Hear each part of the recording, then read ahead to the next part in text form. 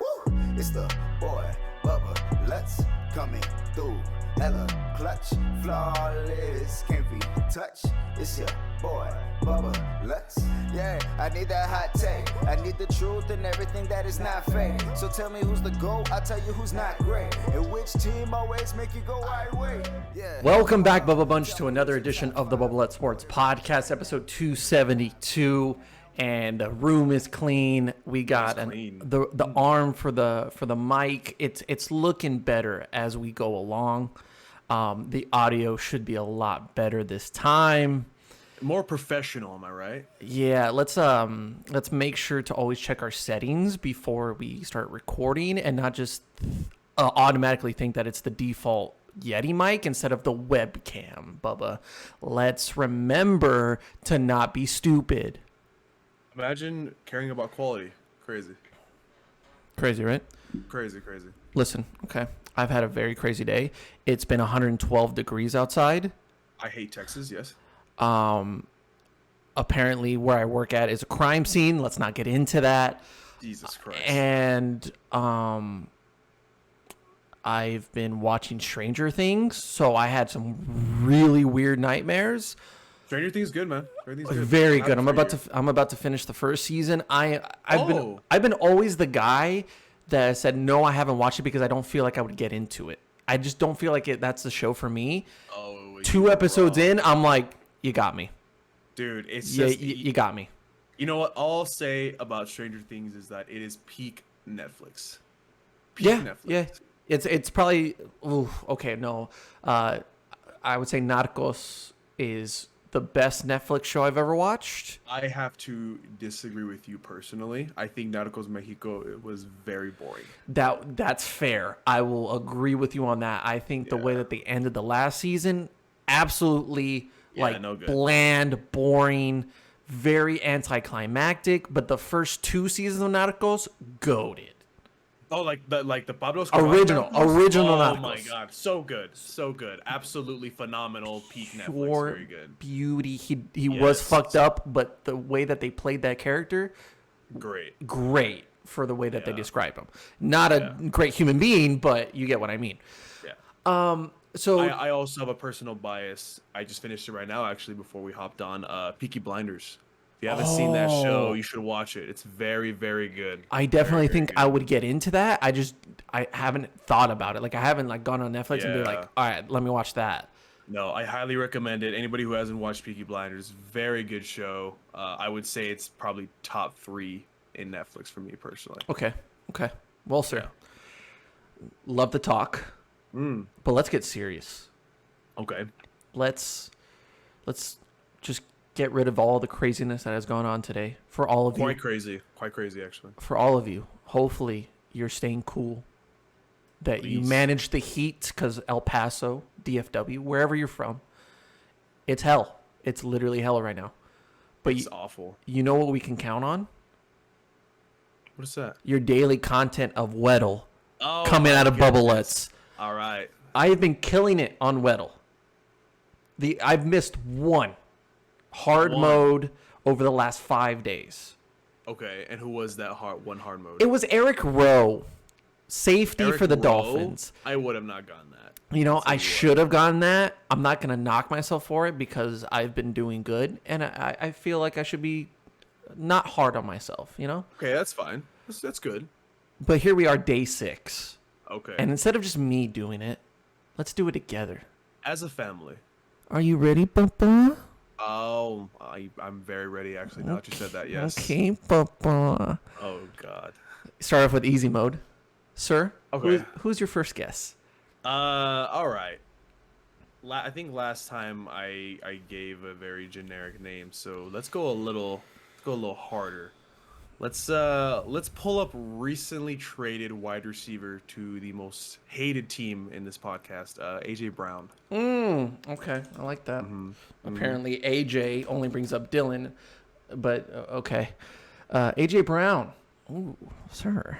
Oh, what a good guess, huh? Just by that reaction. A little spicy, you know? A little spicy. So it's the NFC, but not the East. Oh, okay. It is a wide receiver. Okay, all right. He is 6'2", 6'3". Okay. He's above 26, so he's been in the league for a while. Oh, he's a little older. Okay. And then his number's above 13. I don't think that really helps out a lot, but not really. But okay. NFC wide receiver 6'2", 6'3". NFC wide receiver 6'2", 6'3", number above 13, whatever. Okay. He's been in the league for a while. All right, I'm trying to think of the older wide receivers in the league. If we look at you said it's not in the NFC East? Not in the NFC East. Okay. So let's see. If we go to the NFC West, it's not Debo, obviously. It's who else? It's not DK. That's high. You said 6'2", 6'3". Definitely not Tyler Lockett. Right. Is Weddle's very updated, right? Yes. Yeah. This is current roster. Allen Robinson? I like it, Papa. What about Allen Robinson? Not the West. So not the East, not the West. So the North or the South. He is confirmed 6'2". Confirmed 6'2". Sir, he's in his 30s. Oh, he's in his 30s? Yeah. That helps us out a lot. Oh, okay. So we're talking about a veteran wide receiver past his prime, or maybe late prime. Yeah. Okay, past his 30s. Okay. I have some come to mind, but yeah. Okay. So let's see. North. So we're thinking about the North or the South. In the North, who do we got? We got Green Bay. Definitely not someone in Green Bay. They don't got any damn wide receivers after 30. No. Definitely not. Not Green Bay. Not Detroit. Detroit's too young for that. Mm-hmm. Chicago. Chicago is very all over the place, but I don't think Chicago. Well, you had Robinson. Then it's Mooney. Who's very young. Very young. Javon Wims, very young. Yep. I think that's pretty much it. Yeah. Vikings. Adam Thielen's not 30, is he? Oh, there's no way. No.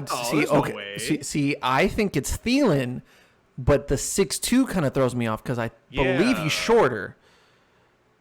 I don't think he's 30 though. I think he's in his late 20s, but not 30. I'm gonna disagree with you on that one, Chief. Okay. Listen, we have 6 more guesses, so if you want to throw a name out there, so I think, or if you're going for accuracy to where you want to like do it in 3, that's fine. No, I think you know what, we have some contradictive opinions here. Let's throw in Adam Thielen and see what happens. Okay. Adam Thielen. Sir, it is Adam Thielen. What? Wait, he's 31. 31. Yeah. Wow. Okay. I'm actually surprised that he is 6'2". You know what? Maybe I'm just helping out Adam Thielen by saying that he's younger. There you go, Adam. You look younger than No, he looks good for his age. I will say that. He looks good. You Yeah. look younger than you really are, Adam. My goodness. I was already about to throw you out because, I thought you were still like 28, 29, 27, something like that. No, he's doing good for his age. Good for him. Yeah. Sir, hard mode? Let's do hard mode. Let's see what happens. All right. So I gave the first one. Now you got to give the first one. Sir, you already know the answer. Oh God. It's Micah Parsons. Oh God. And today is going to be the day that it is Micah Parsons. Okay. Is that a good guess? Oh my. It is the NFC East.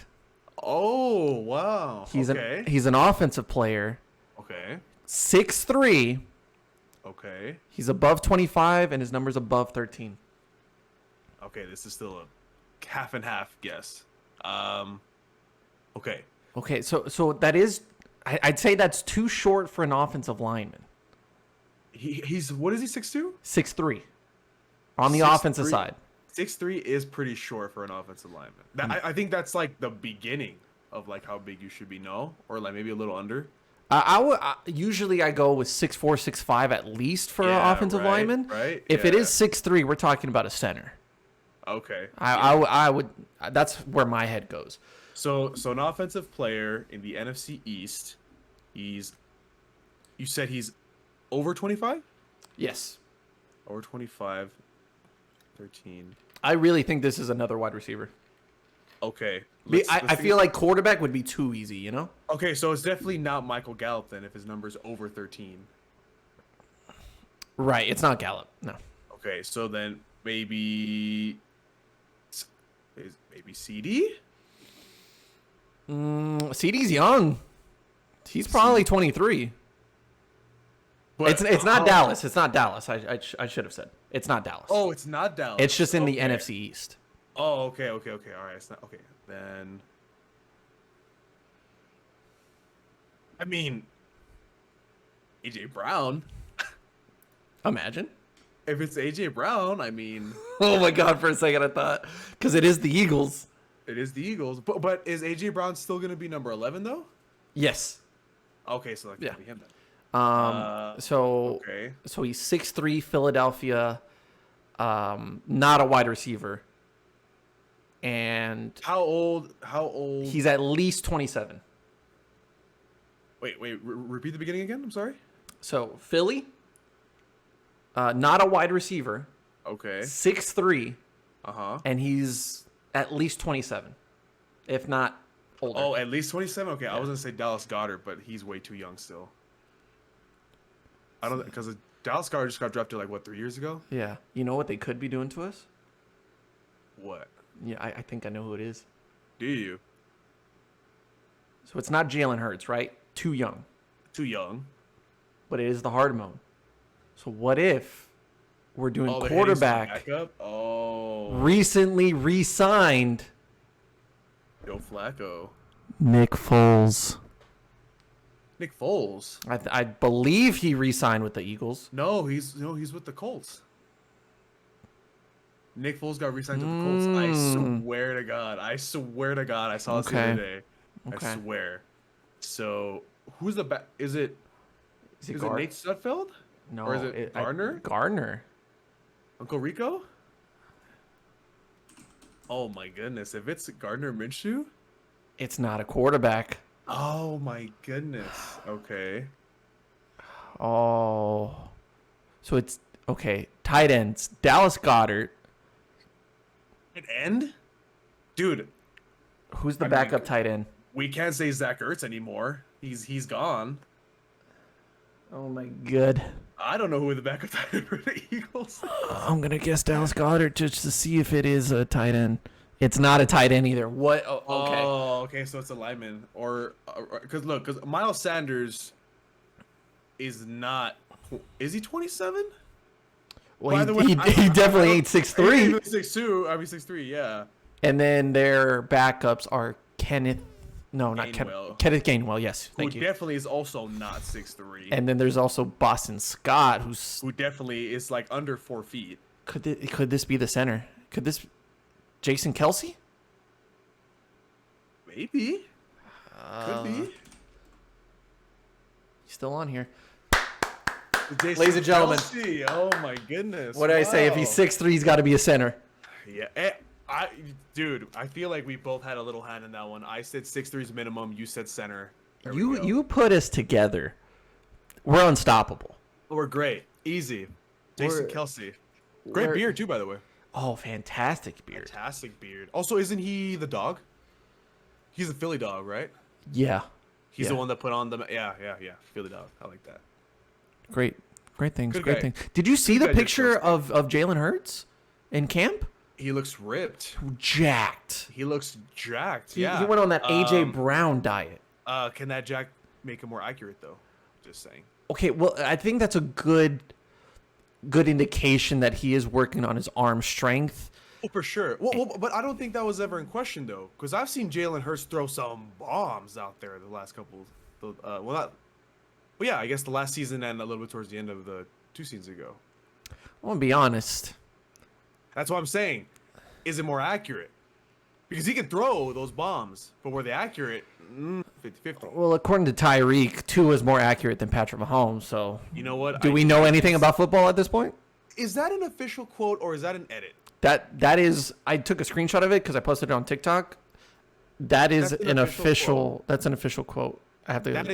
That is extremely concerning off of Tyreek if he's being for real. Because we all saw that video. We all saw the underthrown. Yes, because Tyreek Hill said this on It Needed to Be Said podcast. Apparently, it needed to be said. Okay, look, here's the thing.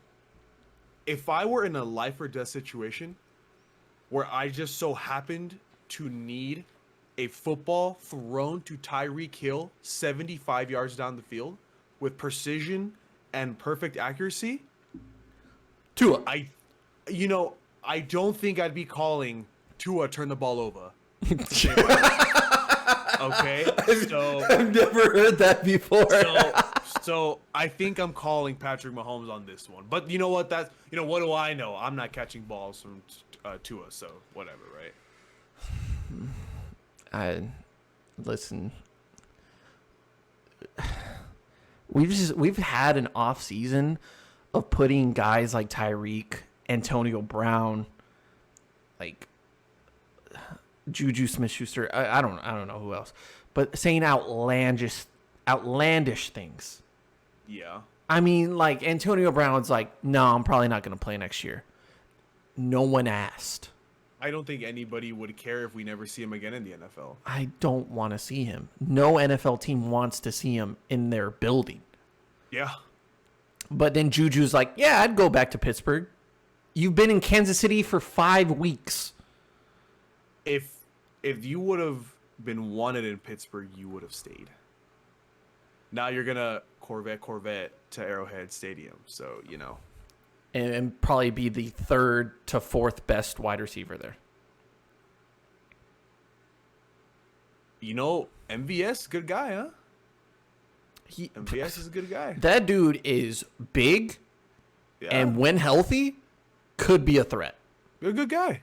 I think, it's hard because you go from Aaron Rodgers to Patrick Mahomes. So really, is there a drop-off there as far as like what he can do, right? Yeah. But I mean, that's a good landing spot just because you're going to get like yours at some point during the season. Like Pringle gets his at some point. McCole Hardman gets his at some point in the season. And now Tyreek's gone. So now it's kind of spread across one-on-ones. You're not going to get double teamed. If they do, they're probably going to focus on Juju a little bit more. And then, of course, Travis Kelce. So is it really a bad situation for him to leave Aaron Rodgers? I think if anything, no disrespect to Aaron Rodgers, but I think if anything, he's getting an upgrade because Mahomes is the second coming of Aaron Rodgers, second coming of Brett Favre. I would say it's probably a better offense for wide receivers. Yeah. So they're not running the ball. No, they're not. Not with Bumbleman over there and Clyde Edwards-Helaire, unfortunately. That's sad. I would say that's pretty sad because I was a big fan of Clyde, especially after that week 1 his rookie year. Oh yeah, remember that game against a very well-known team in the NFL, huh, Lutz? I'm sorry. Those damn famous Houston Texans, huh? Oh, I'm sorry. You might have rubbed me the wrong way there, if you know what I mean. Oh my God! Not even 20 seconds into this conversation, he's already pulling out those jokes. I'm sorry, I had to. Okay. You kind of give me no choice when there's 24 lawsuits. Okay, here's the thing, right? Okay, so we're gonna move on to this topic now. Here's the thing that I don't understand, right? And we have other issues going on in the NFL when it comes to misconduct.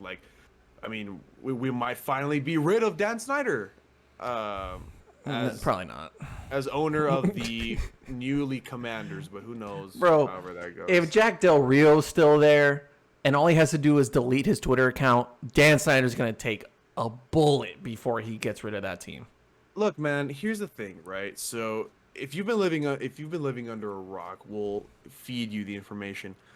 It has come out that 2 more victims are filing civil suits for now, against Deshaun Watson.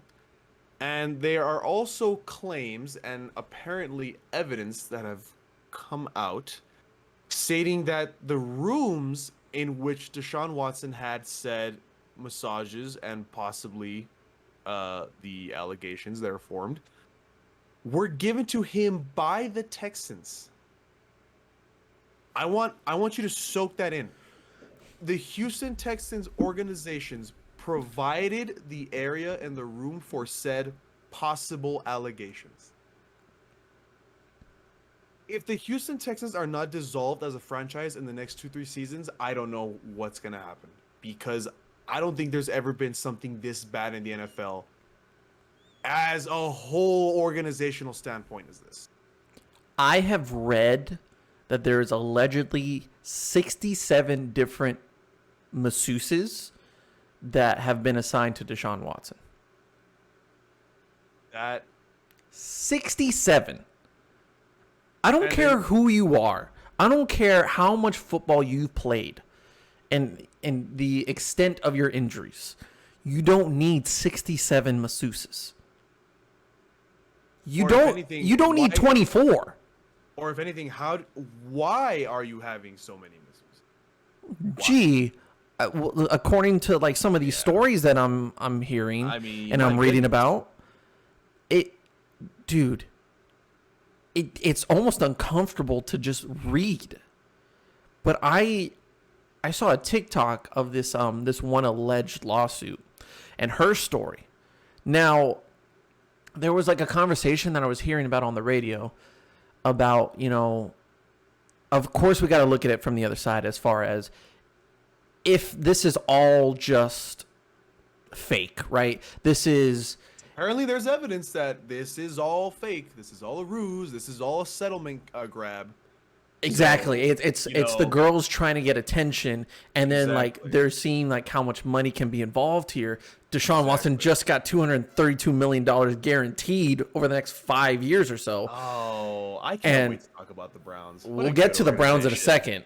What a good organization. When we're talking about that much money, yes, you can. It is completely in your right to believe that Deshaun Watson is innocent until proven guilty, and that all of these girls that are coming out now are saying, "Oh, well, I want mine." I'll just make up a story, or I'll just kind of fluctuate what really happened. Kind of just make things up as I go, or I don't know. I can't think of the right term, but just kind of like. Fabricate storylines. Fabricate stories. Thank you. Yeah. But when the 24 that have come out, and a lot of these came out after that one documentary or that one piece that was done through HBO Sports, I want to say that was the source, that a lot of these girls came out after that, seeing these girls' stories and saying, I went through the same thing. Yeah. It is completely in your right, and it is fair to say, well, they only came out because they heard the story and said, oh, okay, I want to be part of this too. I want mine. Yeah. I want mine. But in my mind, when there's 24 of these girls doing the exact same thing, they have connections in their stories to what occurred during these massages. It is a matter of, this was very embarrassing. This is a traumatic experience, and I don't want to go through it. Yeah. It doesn't matter whether it was sexual misconduct, sexual assault, rape. These are very touchy subjects, and I joked about it a little bit at the beginning. I don't think this is a joke at all.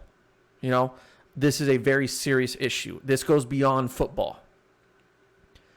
When you read a story like that allegedly he goes in for the first massage, rubs her in her thigh.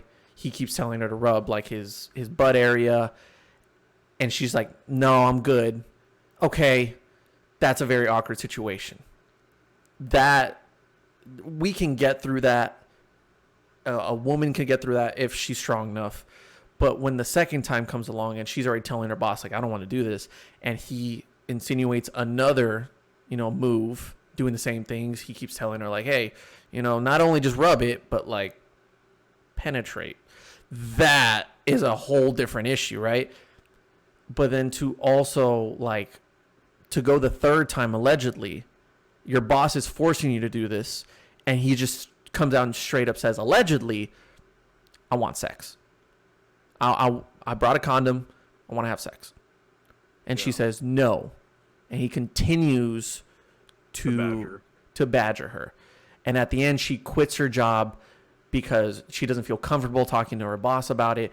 The boss is going to favor Deshaun Watson because apparently, allegedly, he pays $5,000 for these things, whether it's him or the Houston Texans. That's ridiculous. For her to allegedly fabricate this story to some people's eyes, and then there's 23 other girls that are saying the exact same thing. How is this man still on the practice squad or on the practice field right now as we speak? You know, I remember the day that the suits were dropped from criminal to civil. And that is why Deshaun Watson was able to freely pursue another contract, a trade to another team. I remember an article coming out that Deshaun's civil group and other people that are involved in all this, that they had physical evidence that these girls were lying, that these girls were fabricating, whatever. Now the heat is back on him, right? I think it's very unbelievably difficult to believe. Like, I feel like this story has gone so out of hand, right? Like, it's so hard to believe anything right now because you just have these. First of all, you have these 22 girls. They get dropped. And now you have these 2 other girls. And now this evidence is coming out about the Texans giving him these rooms and them being, like, basically involved, right? So now it's at a point where I think this case is so big that it's like, dude, now we have to look over to the NFL and be like, dude, what are you guys doing? Mm-hmm. Like, seriously, that's what I mean by what I said. Like, it's so hard to believe, and it's to believe anything right now because, well, not believe anything, but like believe, like, why isn't the NFL saying like, hey, listen, Deshaun, this is already bigger than before because now apparently an organization in our league illicitly helped you do this. Mm-hmm. So first of all, why is Deshaun still on the practice field, like you said? Second of all, why is the Houston Texan organization not being probed for literally everything right now that they got? And third, why the hell is the Houston Texans owner not under fire right now? I have not seen a single thing about the Houston Texans owner under fire right now at all. Or at least being questioned, being interrogated, being sought after, a warrant, whatever. Dude, what is going on? I don't understand how there were other cases in the NFL like Tom Brady, like Ezekiel Elliott, like, the Ezekiel Elliott case, apparently they had physical proof. They had pictures that this girl was apparently lying. Yeah. Tom Brady, really a football, dude. The deflation of a football. Yes, whatever, it is what it is. You can have your own opinion on it. But Kevin, why were those it won them the Super Bowl. Oh, that's right. I forgot they won the Super Bowl. Yeah. Tom was the only one on that field using that ball. Yeah, that's right. So here's the thing. Get it right. Why are these cases being done so swiftly and right away? Well, let me rephrase that. Why was action taken right away? Because we all know the whole Ezekiel thing lasted like half a season. Why are these being probed into right away and this one isn't? Like, I feel like it's just like a non-stop train of every single week there's something new that comes out of this case, and yet the NFL is just like, oh, you know what it looks like? It feels like the NFL is just like, oh damn, like something else came out. Maybe we should, but then the NFL like publicists are like, no, just wait. And Roger's like, you don't have to tell me twice. I mean, don't have to lift my finger, right? Like, it's mind-boggling to hear how little is being investigated, how little is being probed. It's crazy. It's crazy to me. I don't know. Like I said, I would not be surprised if the Houston Texans organization is dissolved or rebranded in the next couple of years because at least to my knowledge, I have never heard of an organization under this much fire for something so big. It's one thing to kind of like just base it off the amount of stories, but now we're catching Deshaun in these lies. But then he's also come out and said publicly that he did erase text messages and conversations that included like talking to these girls and saying like, I'm sorry for making you uncomfortable. It won't happen again, stuff like that. And then he'll come out in the press conference and said none of it's true because his team told him to say that. He's literally just putting himself in a bigger hole every single day. Some of it's his fault. Some of it's just the girls that are just piling up and they just continue to come out with these stories. But for the NFL to just continuously do nothing about it, they can come out and say that they've investigated Deshaun Watson. They can publicly say that. That does not mean a goddamn thing. Because look at their track record, man. Look at the track record of things they've investigated. If you're Tom, if you're Zeke, Brian Flores right now. Brian Flores, that's another good one. You can honestly just say, I should make this more about like, or maybe once everything settles down as far as Deshaun Watson goes, because maybe these players want the attention to be put on the girls as far as getting justice for them. And then once the dust settles and they get their justice, Zeke can just straight up be like, I'm going to sue the NFL because literally they let that man play a game of football. He was allowed to play football after 24 women have sued him civilly for sexual assault and misconduct. I got 6 games for absolutely doing nothing. Yeah. The justice system said that I didn't do anything wrong. But the NFL told me I did something wrong, so I got suspended 6 games. Yeah. Tom Brady's a little bit different because it happened on the field. But Tom Brady was the only man punished. You could say that the money about the Patriots, like how much they got fined and they're losing a draft pick, bullshit. That ball boy, the equipment manager, whatever you want to put on. That literally does nothing. It's whatever. Nothing. That's a little slap on the wrist. That's a little pinch. Tom Brady got the worst of it because of 4 games. That had nothing to do with him getting suspended for that amount of time. You're suspending people. Josh fucking Gordon, man. This dude's literally getting suspended for smoking weed. That's really all what it's about. And then all of a sudden they're like, all right, we're going to lay off the weed a little bit.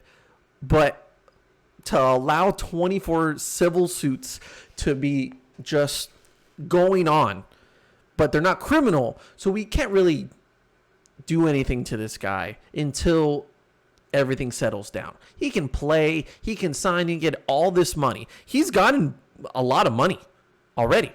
He didn't get the full $232 million, but that signing bonus is huge. So it's a good thing you're segueing into this because now I can't wait for this. Whoever is on the legal research team for the Cleveland Browns, I don't think they should ever have work again in the NFL. Or, well, let me not say that because everybody needs money in this world. We all know that. But, dude, how did this slip by? There is no way that the Cleveland Browns. It literally feels like the Cleveland Browns were like refreshing Twitter, Adam Schefter's page, the day that like it was expected for Deshaun to like hear yes or no, can he sign or not. Mm-hmm. And the second they saw that tweet from Adam Schefter, they were like, all right, make the call, go. How did this slip through? How? There's no way. There's no way that a team of legal professionals just cost the Cleveland Browns and of course it's the Browns, right? Of course it's the Browns. Literally, this organization is filled with nothing but mediocrity, and just I've said it before. They're cursed. They have to be cursed, and this is now like the newest evidence they're cursed. How can you, as a legal team, possibly have just lost? Because I read the article the other day. If Deshaun Watson were to be cut by the Browns in any time in the next coming months, the Browns will now have $194 million of dead cap room. Oh. How? Oh. How can you let that happen? Oh, How can you let that happen? There's no freaking way this is a reality for these Browns. You know what? You know what that saying is? It's the Browns. That's a Browns move. I don't even think that you can even use that. This is a Browns travesty. Because you finally set the course straight for a little bit with Baker Mayfield. Things seem to be going right, and then no, it just goes down again. You're back into, you get all these players that are, oh dude, I just don't get it. I don't get how this organization does not let go, or it seems to not. I'm not surprised anymore by anything they do, because you see something happen and you're like, oh well, what the hell? Like how? Like who would do this? Oh, it's Cleveland. Yeah, that makes sense. No, you can understand whenever like things like OBJ happen. You know, all the drama, the pettiness that happened there. Yeah. Same thing with Baker Mayfield. It's just like, well, you know, he's petty, and we're kind of like ready to move on, but like also we don't know what's going on with Deshaun, so we might keep him. And let's go get Jacoby Brissett too, just in case. But Baker, you're still our guy, just in case. Dude, this team was one play away, genuinely one play away from making the AFC Championship 2 years ago. And I honestly thought they were going to do it. I swear to God, I was literally watching the TV and I was like, wow, these Browns are going to make it. I can't believe that. They were considered Super Bowl favorites a year ago. And here we are. I think a year and a half later. This, along with maybe the Ricky Williams trade, dude, could potentially be the worst moves ever done in NFL history. There's bad contracts. There's players that didn't fall through, that they didn't live up to their contract. Something goes on like, you know, like the bong gas mask in the NFL, like stuff like that. You know, it's going to happen, right? Some outrageous, outlandish things. Mm-hmm. You can't get past, and you will never, I guess, I don't know, I'm blanking on like another phrase, but this is something you're going to live down on for the rest Forever. for the rest of this organization's career or its livelihood, is that you signed a quarterback that was being sued by 22 different women at that time and gave him a fully guaranteed contract. Dude. He didn't want to play for Houston anymore, and people are like, well, he didn't play all of last season either. I'm like, that was his choice. He had some of these things come out, but it was his choice to not play for the Houston Texans. And so Houston was like, you know what? That's fine. We'll get it all settled in the offseason. He's going to stay a Houston Texan. And they're like, no, he's going to leave. And Houston's like, no. We'll figure it out. And as soon as they got the green light to sign him, as soon as Adam Schefter tweeted, I'm telling you, it had to be that. There's no way. And this could have easily been a different team. There's so many different teams. They should not be excluded from this conversation. The Miami Dolphins, the Washington Commanders, now that I got to say, the Philadelphia Eagles, all these teams have reported to be interested in Deshaun Watson, even with everything going on. If he went to Miami, if he went to Philly, if he went to Washington, imagine if he went to Washington. Imagine. Christ. Oh, Jesus. No. Like, Washington wouldn't have a football team right now. They wouldn't be called a football team. They wouldn't be a football team. Yeah. If Washington would have signed Deshaun Watson, it would have been like a building being demolished right in front of your eyes. Like just everything crumbling down. Don Snyder, Deshaun Watson, Jack Del Rio. Like it just doesn't stop with Washington, right? But it had to be Cleveland, right? It had to be Cleveland. Yeah. There's accountability that has to be stated and has to be done, not only with these teams, but with the NFL. Yeah. It has to be done. You can say suspended indefinitely. That does not mean he gets to never play football ever again. magically, this is not going to happen because of allegedly what happened. And if he's found guilty of these allegations, Deshaun Watson's never going to play in the NFL ever again. He's going to go 0 dark 30 in his life. Don't know what he's going to do. Don't know what he has planned for the rest of his life. But it definitely ain't going to be football, right? Yeah. Everyone deserves a second chance, but when you have 24 of them and you don't learn your lesson, there's a consequence to your actions, right? Just for the NFL to say, until everything gets settled, until everything gets done and figured out, Deshaun Watson will not play. He will not step on a football field. If you have a problem with that, then that shows your character.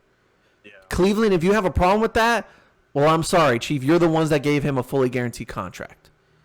You know, and see, I don't think people understand how insane it is. $194 million of dead cap. Think about that.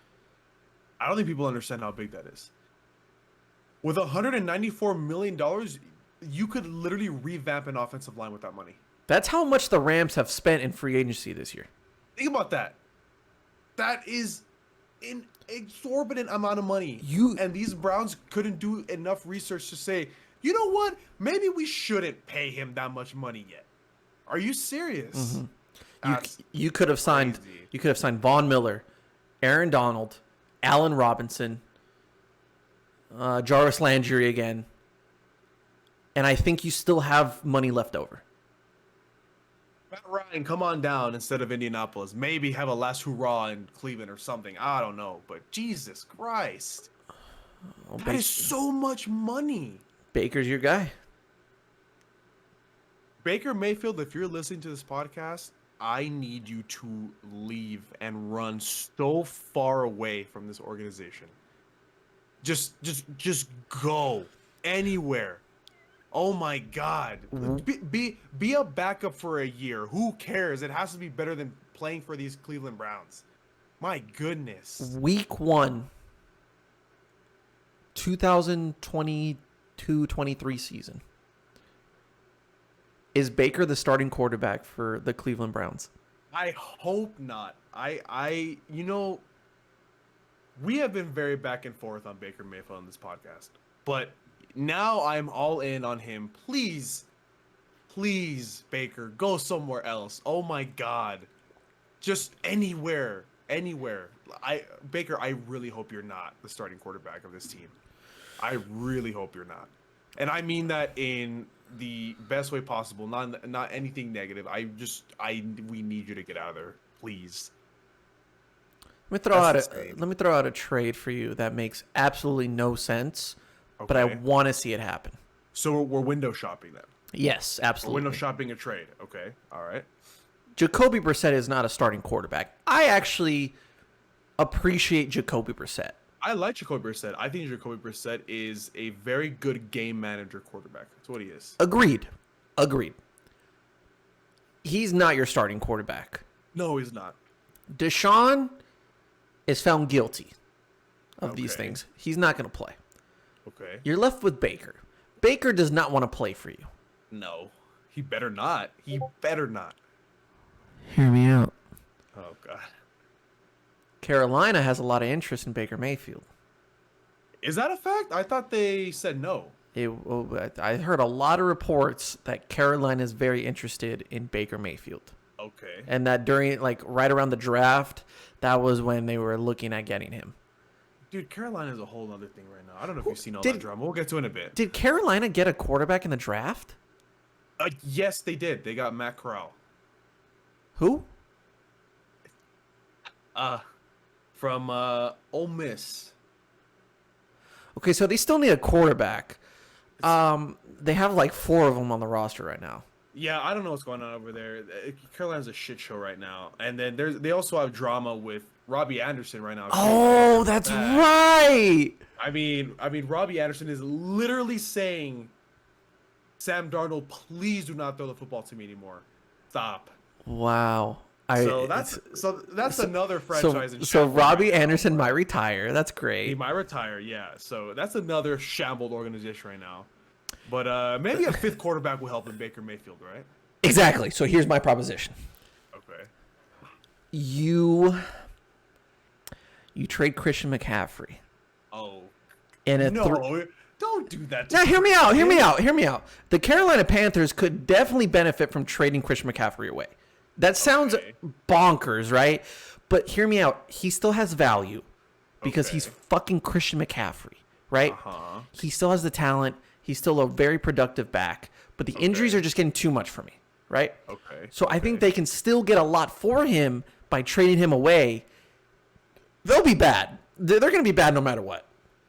But at least you benefit in the future by getting a first-round draft pick, maybe 2 first-round draft picks. Yeah. And you don't have to pay him all that money for a guy that may not be on the field half the time. Yeah. So you get another team, you get the picks, you get that salary off your back. You call up Cleveland, and you said, hey, I heard good old Baker's not happy there, you know? I don't know why they have an accent like that in Carolina, but just hear me out. Okay. How about you give us Baker Mayfield? Mm-hmm. In return, you get Cam Newton. Cam Newton, a Cleveland Brown. Wouldn't that make sense? You know what? You know what? Why not? I could see this trade going down 100%. Cam Newton, excellent thrower of the football. Hey, yo, low key though. Did you see that underhand throw that he made that went 75 yards? I did not actually. This man threw underhand in I don't know why this man is always on a high school football field with a bunch of young kids because it's because remember when you work out you're better than everybody else in the NFL. Remember? Yes. But, and then you post it publicly and then use a weird font on your Instagram. So that's why. Beast mode, hard. The grind don't stop. I'm making my comeback or something like that. Yeah. Right, and then you wear a fedora at the end of the video. Okay, wait. But okay, look, I think we can. Everything else aside, my man's look fresh. Does he or does he not? I'm not gonna doubt his fashionability whatsoever. No, absolutely not. That man is a connoisseur when it comes to fashion. He walks into every single game and just looks like $1 million. Doesn't play like $1 million, but I mean, that's a different story, sir. I mean, he looks like $1 million. I'll tell you what. One of the greatest clips from last season was him talking with Robbie Anderson, and it was after their game against Arizona, where he made the comeback. It was his first game back, and he's like Moses led the disciples. I may be wrong in here. I may be wrong. I'm not religious. I'm so sorry. If you are, I'm so sorry. But he's he led the disciples through the desert.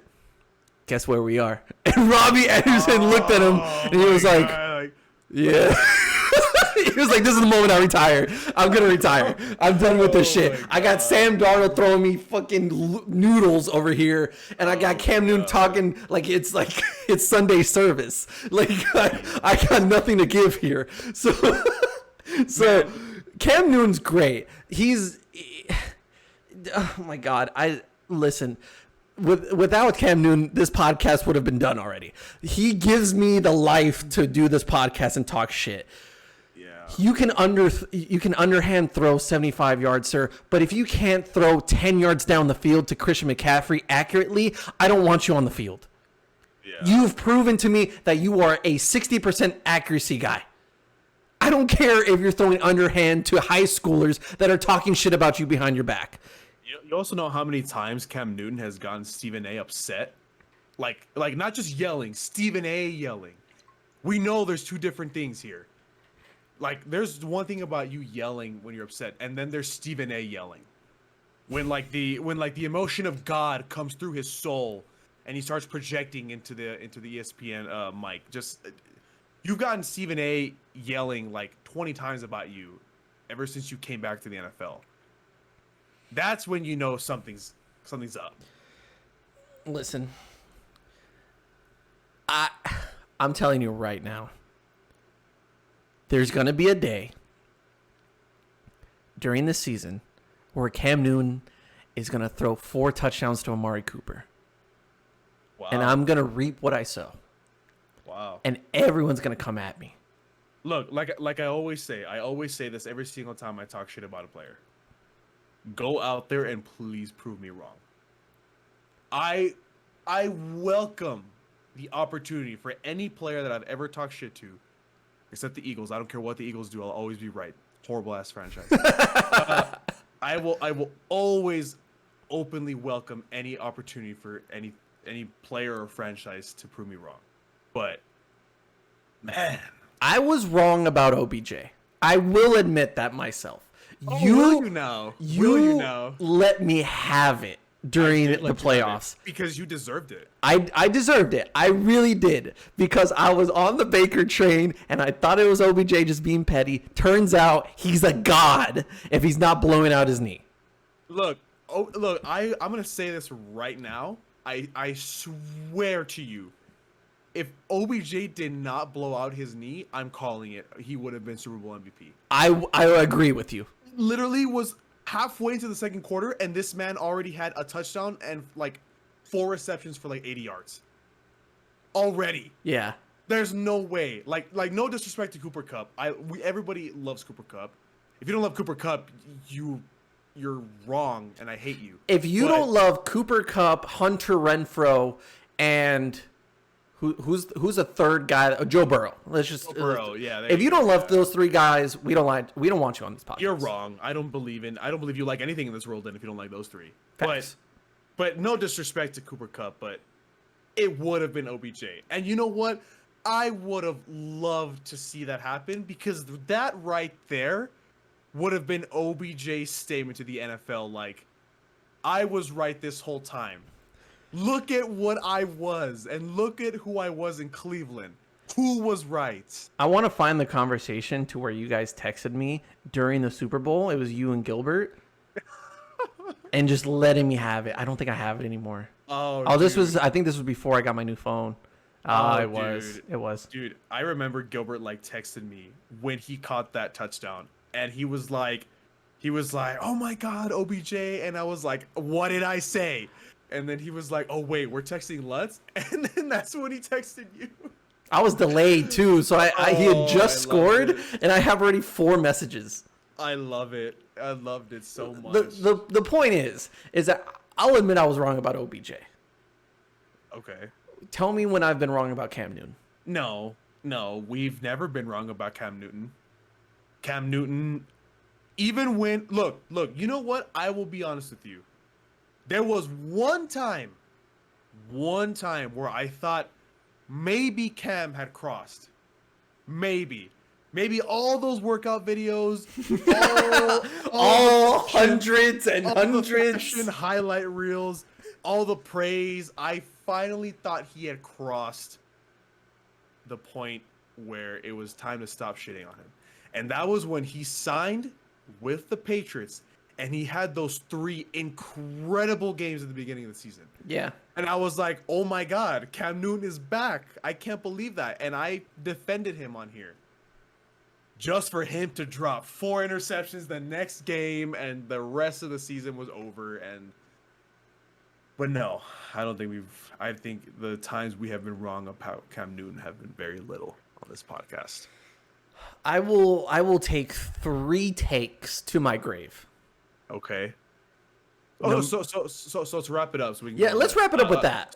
Because we're not going to get to the Cowboys schedule. We're just not. No, we're not. So basically, Cam Newton going to the Browns, throwing 4 touchdowns to Amari Cooper in the first game, and then missing Nick Chubb on a curl route for the rest of the season. Yeah. All right. Yeah. Guaranteed. Okay. So hit me with your hot takes, please. 3 takes that I will take to my grave. The segment, the floor is yours. Are we talking all time, or are we just talking about the season? No, well, whatever 3 takes you were gonna have. Let's do 2 and 2. Okay, lights on Lutz. Look into the camera, project, enunciate your takes. Is that a word? Enunciate, yeah. You speak clearly. I just look stupid. Okay, so I'm gonna give you 2 takes that I take to my grave, and then 2 of this season. Okay, go for it. While you think of yours. Okay. Or are we just doing me? You brought up this segment. Go for it. I'll just do me. Okay. You do you. Thanks, boo. Thanks, Papa. Yeah, man. Number 1 take that I'll take to my grave is that Eli Manning's not a Hall of Famer. It's a good one. Yeah. I agree with that personally. That man does not. A lot of people don't deserve to be in the Hall of Fame. If we're being honest, I can name you 20 players. If I looked at the Hall of Fame right now, I can guarantee you I look at 20 players that don't belong in the NFL or in the Hall of Fame. Okay, that's fair. But I agree with you. I don't think Eli Manning deserves to be in the Hall of Fame either. It's 2 Super Bowls. Take number 2. Cam Newton is a one-hit wonder for that 2015 season. Yeah. And has been a mediocre quarterback ever since. Okay, but for some reasons, people live off that one season. So I had a conversation with someone on Discord, and I got very angry because they're like, "Damn, man, they were so special. They were so fun to watch in 2015. Like Cam was the man." No, but they were though. See, like they were, but so was the fucking Jaguars 5 years ago. But see, that's the thing though. No one has ever argued or no one has ever disagreed that Cam was amazing. That Cam led those Panthers, that they were fun. The point is that this man has to literally rocket launch a football 10 years. Why? And he still misses. Why? Like it looks like Cam Newton puts the force of God in like a 15-yard pass play, and he still misses somehow. It's not about the past anymore. Like, and I think us as Cowboys fans should know about the past. Like, let's go. Come on. We're in the future now. I guarantee you, if Cam Newton and Colin Kaepernick were on the same team, Colin Kaepernick would be a better quarterback. Absolutely. 100%. Without a doubt. I have no doubt in my mind that Colin Kaepernick would win a practice quarterback competition against Cam Newton for the starting role. 100%. Unless there's a fashion show after and you're throwing underhand. Oh, well. Never mind. Or you're working out for Instagram, you know. Yes. Oh, well, yeah. Colin can barely get a workout, so. Oh, that was mean. I'm sorry, but it's true. That was mean. It's true. it's true. It's the Stephen A thing. He's like, oh, well, let's be nice. I mean, you're not wrong, but you didn't have to say it. It's true, but that was mean. Yeah, that was mean. I'm sorry. Colin, I wish you nothing but the best. I wish you're on, like, go to the XFL and just ball out. You and PJ Walker, excuse me, can just ball out and go for MVP. Please do. I would like that. I would love that. I would like to see that. And if he gets into the NFL, go to Seattle, go to Carolina. You can win the job there. Yeah. So 2 takes from this year that I think will happen. Number 1, I think that the Arizona Cardinals will disappoint, not make the playoffs, and Kyler Murray will be very disappointing. Okay. I don't think that's really a hot take anymore, but I definitely think that this whole situation with Kyler, like, deleting all of his stuff of Arizona off his Instagram and, like, him trying to get a new contract, he's not worth the money. I genuinely, in my soul, I don't think he's worth the money. He's not a $40 million contract guy. Like, neither is Dak Prescott. Neither is Lamar Jackson, in my opinion. And that could be a hot take in itself, is that I think these guys that were lighting up the NFL with their running ability and their dual threat ability are going to be mediocre this year. I really do. I don't think Lamar Jackson has it. And like, honestly, I don't think he has it. Okay. I really don't think so. So I think this year is going to, like, if they're playing for contracts, I think they'll get the contract, but it's just not going to be worth it. You know, I think the situation in Arizona goes deeper, and we don't have time for this, but, you know, how is it that, for example, and I know he's your boy, but at least in my opinion, there is literally no reason why Cliff Kingsbury should still be the head coach of the Arizona Cardinals right now. I adore that man. He's absolutely beautiful. He's a very handsome man. I agree. Handsome man. Very handsome, yes. He belongs in college. Dude, the term like failing successfully is like the epitome of this man. Yeah. Seriously. Yeah. Like I don't understand how, like, I think the last coach to have this sort of stigma was Marvin Lewis, right? Like, that man overstayed his welcome in Cincinnati. Mm-hmm. And I feel like we're doing the same thing with Cliff Kingsbury right now as Arizona coach. It just doesn't make sense to me. And I think with the whole Kyler Murray situation goes deeper than just him as a quarterback. It goes to the head coach as well. But that's another conversation. Yeah. Yeah. Okay, this one's gonna hit a little close to home. Okay. Okay. Speaking of players that are gonna disappoint, Okay. I'm gonna be honest. Okay. Every day that goes by, I think CeeDee Lamb's not gonna be a number 1 wide receiver. I don't see it. Okay, so here's the thing, right? So I wouldn't say I'm iffy on the whole situation, but I'm very, very curious to see how he takes on that number 1 role. Because he's number 1, right? Clearly. You can't give Michael Gallup number 1. No, he's not going to play the first 2 weeks, so. Exactly. So I wouldn't say I agree with you, but I wouldn't say I don't agree with you. I am just waiting to see the results. Because, don't get me wrong, CeeDee Lamb's a superstar, right? But I think you're reaching reaching with that one too. It's a little bit of a reach, huh? It's a little bit of a reach. You're right. Justin Jefferson's superstar. Jamar Chase, superstar. Let me bring down the word. Let me bring down the word. CeeDee Lamb is an extremely talented receiver who has shown he can be the leader of the wide receiver core. But disagree with you on that one as well, but go on. Dude, but I just want to see how but here's the thing, right? Like, you can't sit there and tell me that Amari was better than him last season. I think in general, Amari Cooper is better than CeeDee Lamb. But we're talking about pure statistical analytics that came out last year. Who was more productive? If he's on the field, Amari Cooper. But because Amari Cooper wasn't on the field, it went to CeeDee Lamb. Who else are you going to throw to? If we're talking about that, then Dalton Schultz is more productive than CeeDee Lamb. Apparently, Cedric Wilson had a great season last year. If I had my pick, I'm picking Cedric Wilson. Dude, I miss him already. I think he's going to do great in Miami. Like, I've heard really good things about the rookie wide receivers that are coming to Dallas this year. And just because we're running out of time, the news that Tony Pollard will now be used more as a slot receiver. I mean, he should be starter, but yeah. He should be the starting running back, but I'll take what I can get out of Tony Pollard because that man on the field, production. Yeah. Efficiency. Okay, right? You know what? Okay, fine. I'll say it like this to wrap it up. I am extremely conflicted on my opinion towards CeeDee Lamb coming into the season. Yes. Yeah, very much so. I have high hopes because of what I've seen from him the last 2 seasons.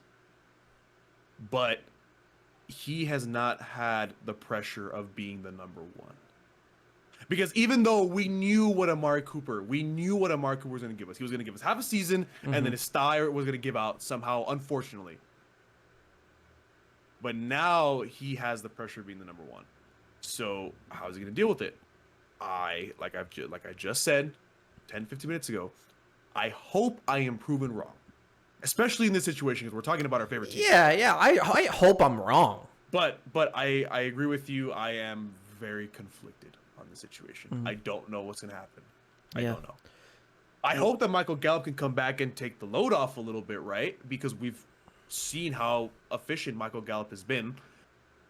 I think personally it's been criminal how you remember those Instagram posts about like, oh, the Cowboys have the best wide receiver core in the league, and it would just be Amari and CeeDee, and I'm like, where's Michael? Yeah, this was like before the injuries and all that. Yeah, where's Michael? Yeah, like, when has that man ever dropped a clutch pass?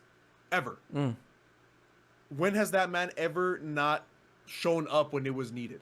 Yeah, like, I thought it was criminally underrated. I don't think I don't think he deserves that contract just Me yet. neither. Whatever. But I mean, whatever. It is what it is. But I'm hoping that maybe he can turn up for them. I don't know, man. I can't disagree with your hot take, but I can't agree with it at the same time. Yeah.